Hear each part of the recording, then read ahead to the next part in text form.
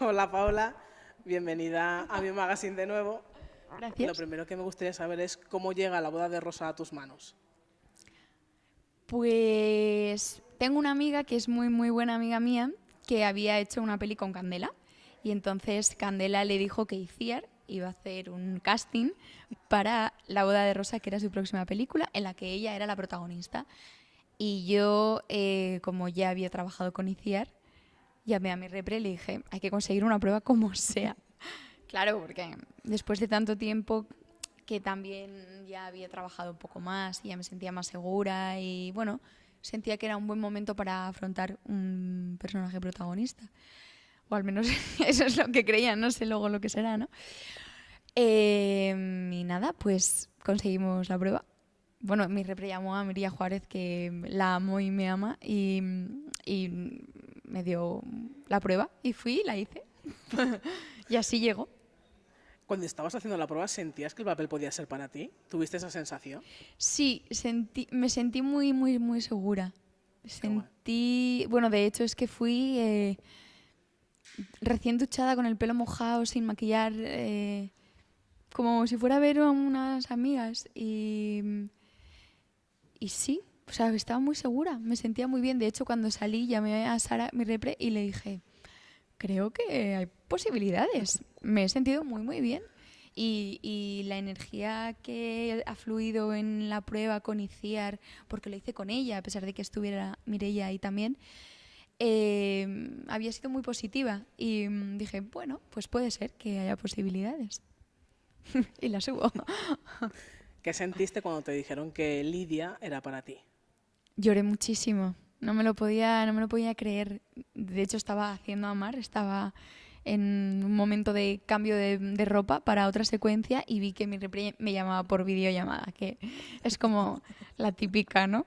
Y, y nada, lo cogí y me dijo que, bueno, que habían decidido no seguir adelante con la fase de casting porque me habían dicho que probablemente tendrían que hacer una segunda prueba. Y entonces me dijeron que no iban a seguir con el proceso de casting porque ya habían decidido y que tampoco me querían ver en una segunda prueba. Entonces yo me quedé chafadísima. Y me dijo, es que te han cogido directamente. Y yo, ¡ah! O sea, estaba súper nerviosa.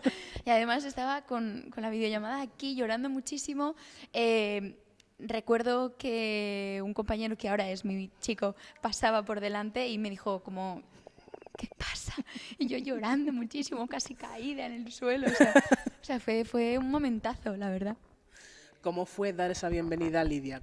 ¿Cómo iniciaste su construcción?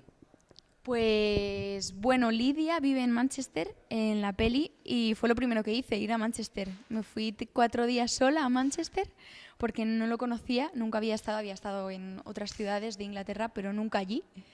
Y me fui sola. Tampoco pensé en decirle a alguien que se viniera conmigo porque pensé que era una construcción que tenía que hacer sola, ¿no? Y me fui y estuve haciendo tours, comiendo sola, escribiendo cómo me sentía allí, cómo sentía a la gente en las calles. Hice muchos tours con un tipo que fue genial, así como en grupo, y aproveché para preguntarle todas las dudas que tenía de cómo era la vida allí para las madres solteras, para las personas inmigrantes, para las chicas jóvenes menores de no sé cuánto. O sea, le pregunté todo. El chico yo creo que estaba flipando porque nunca le dije que era porque estaba haciendo una investigación, ¿sabes? Yo creo que debió de pensar, o sea, le pasa algo a esta chica, ¿sabes? Está malita, está un poco cucú. Y bueno, pues eso, me fui allí. Me fui allí, o sea, hice las pruebas de maquillaje y peluquería, hice un poco la propuesta de cómo veía, me fui a Manchester y cuando volví dije, hay que cambiarlo. O sea, Lidia no puede ser así, Lidia tiene que ser distinta. O sea, y fue muy enriquecedor, desde luego, claro.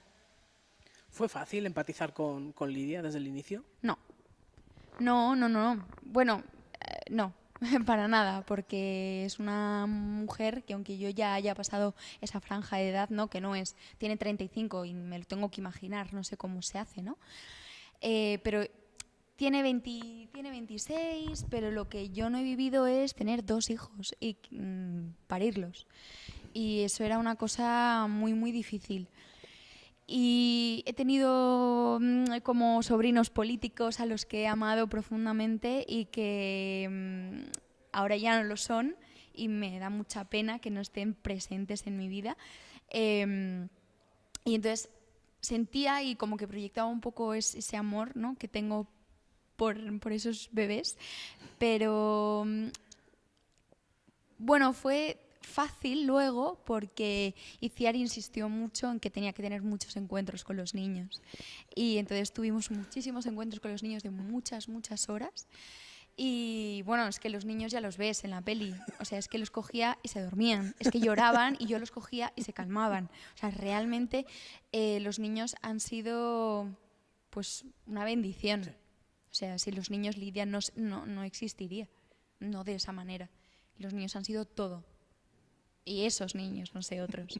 Y desde luego, cuando tenían hambre, Itziar insistía mucho en que fuese yo la que les daba para que me conocieran y Sí. sintieran como casa, ¿no?, en mí. Y cuando se trabaja desde una parte tan emocional, ¿cómo se equilibra la energía durante esas semanas de rodaje y si es fácil hacerlo? No, no es nada sencillo. Además, yo estuve 2 meses haciendo la peli, pero no trabajé los 2 meses. Y los días que no trabajaba tenía que viajar a Madrid para hacer Amares para siempre. Así que así fue muy duro, la verdad, porque hubo una parte que no se grababa en Valencia, que se grababa en Benicàssim. Y Benicàssim de Valencia está a 1 hora y entonces, claro, luego había que hacer el camino de retorno para venir a Madrid y grabar, y luego el camino de retorno al final de la jornada para ir al día siguiente. O sea, fue una auténtica locura, la verdad. Y fue muy cansado. Pero, bueno, la energía supongo que te refieres a la del personaje, de Sí. estar, ¿no?, como madre, desempeñar esa función. A ver, fue muy intenso, pero es que de verdad fue muy bonito. Fue un regalo absoluto tener este personaje, porque creo que no voy a tener la oportunidad de tenerlo muchas más veces. Y creo que es algo muy bonito tener, hacer un personaje en ficción de madre, ¿no? No solamente de hija, que ya tienes ahí tu cosa, sino que es que a la vez tú también eres madre y tienes hijos. Y bueno, no sé, es que fue increíble rodar con los niños. Y es que ellos colocaban la energía en un lugar. Dependía de cómo estuvieran ellos, yo iba a estar. O sea, que no podía hacer como mucho trabajo de preparación más que de texto y de cómo quería decir. Pero luego con los niños esto cambiaba. Y la escena en la que yo llego a Valencia y llamo y digo, ¿cómo que te casas? Pero no entiendo nada. ¿Pero qué está pasando aquí? O sea, esa secuencia, no recuerdo la cantidad de veces que la hicimos, pero empezó con una energía, y cuando los niños ya estaban cansados o como que querían algo y no podía ser en ese momento, lloraban muchísimo, ¿no? Y eso ya te colocaba en un estado de nervios, de estrés, de agobio, pues que si no hubieran estado no existiría. ¿Qué significa Rosa para Lidia al principio de la historia y al final? Porque yo creo que hay una evolución y que se nota muchísimo. Sí, yo creo que en el momento en el que Lidia es capaz de desabrocharse y desabrochar la coraza y poder sincerarse con su madre y decirle, es que todo me ha salido mal, es que nada es como yo lo había planeado, te he fallado y siento que estás decepcionada conmigo. Creo que es un momento muy bonito y es el momento en el que comienza el camino de las dos a la vez, ¿no? Porque hasta ahora había sido cada una de manera independiente su camino, el de Rosa como podía, y yo creo que Rosa para Lidia siempre ha sido un apoyo, pero también un estorbo para conseguir sus sueños y los que nunca se había planteado y los que tampoco le había permitido a su madre hacer, ¿no? Y al principio es eso, un poco de apoyo por todo lo que es, ¿no? Que al final es una relación de amor-odio absoluta y tal cual. Y creo que es muy bonito en el momento en el que se sincera y en el que le cuenta las cosas. Además, recuerdo con mucho amor esa secuencia porque yo, cuando estábamos ensayando, o sea, a mí ese estado me salió ya ensayando con ella, porque creo que hay algo como que yo tampoco he hecho esto nunca antes con mi madre, de verdad, ¿no? Y entonces es algo que está ahí y que sabes que algún día habrá que hacerlo, igual con 6 vinos, pero y con algo más, en fin, porque si no es imposible. Pero, y fue un momento también muy liberador para Paula, ¿no? Como para dar ese paso, aunque sea en ficción, con una madre ficticia. Y bueno, pues eso, cuando estuvimos grabando ese día, o sea, yo no podía, no se entendía la mayoría de las cosas porque es que no podía, o sea, era como estaba desbocadísima, ¿sabes? Había que hacer un trabajo ahí de retención muy tocho porque es que es una escena muy potente. Sí. Bueno, no sé cómo se verá, Sí. sé lo que habréis pensado al verla, pero para nosotras fue como una ducha, ¿sabes? Los personajes a partir de ese momento renacen. Y bueno, luego es la despedida y es una cosa muy bonita.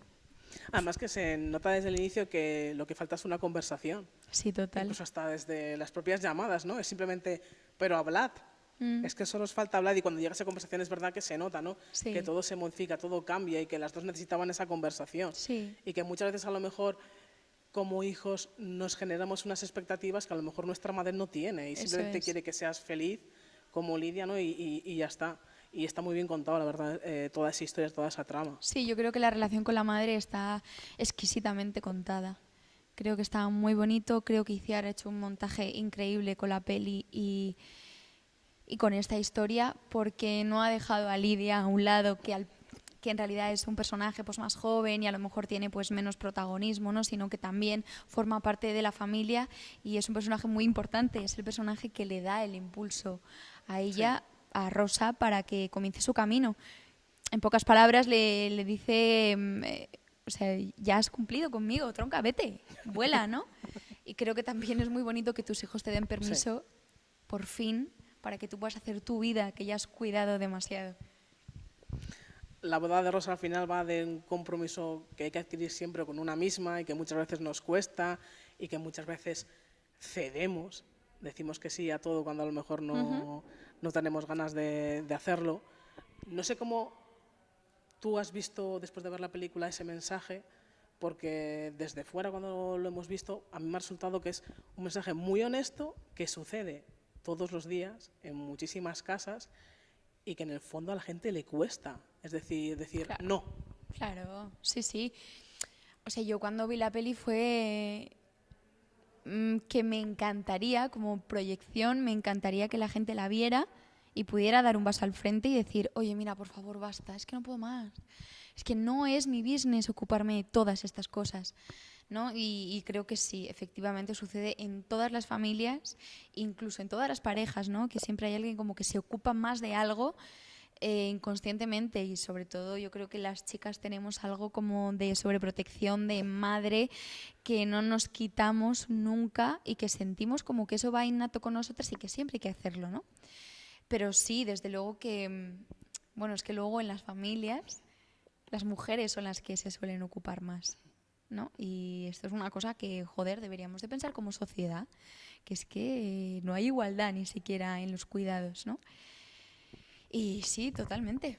O sea, es que estoy totalmente de acuerdo con lo que has dicho. Creo que es muy honesto y me gustaría que la gente se lo plantease y bueno, que sirviera para esto, para que la gente se pudiera comprometer consigo misma y en vez de decir, ay, me encantaría que pudiéramos ser felices. No, me encantaría ser feliz y esto también transmitírtelo a ti, que tú a mí y que entonces aquí se cree una energía entre los dos. Sí. ¿No?